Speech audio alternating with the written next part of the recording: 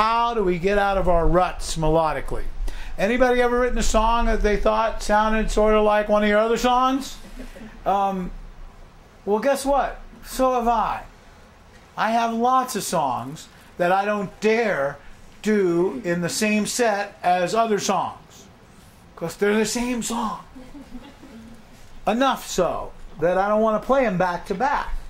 I don't think there's anything wrong with that to a point, but I really do think that although we should honor whatever our deal is, and we could have like 3 or 4 deals, meaning grooves that we play in, meaning chord progressions that we tend towards, I also think we should be slowly at least expanding our deal, broadening it, and listening to music in a way that we try to integrate into our writing.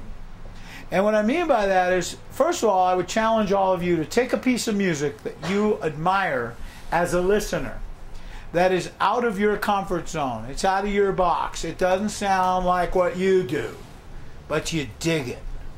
I would say to you, sit down with that thing and figure out what it is they're doing. What's the chord progression? What beat is the melody coming in on? What range is the melody coming in on in relation to the chord they're playing?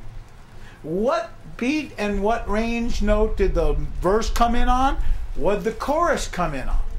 I'm guaranteeing you that if you really dig it, you'll usually find that it has a pretty good sense of the things we've been talking about.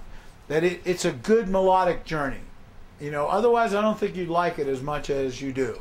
I'm going out on a limb here, but because somebody's going to come back with a one-line song that never does anything different and tell me they love it. And they're entitled to that, by the way. But what I'm saying is, find something you admire, and I'm not telling you to cop it. I'm not telling you to then write a song exactly like it.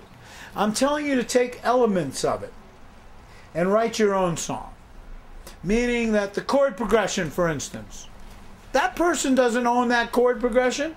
There are so many variables to what makes up a song and what makes it what it is, that if you took the chord progression to a song and came in on completely different range notes and came in on different beats and the word movement was different, nobody would ever like say, well, you took that chord progression from such and such. Well, guess what? They took it from such and such.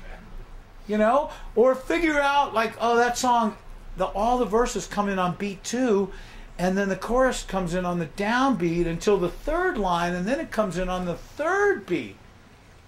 That's interesting. Go write a song where every line in your verse comes in on beat 2, the first line of your chorus comes in on beat 1, and the 3rd line comes in on beat 3. I'm just making this up, but you get the point?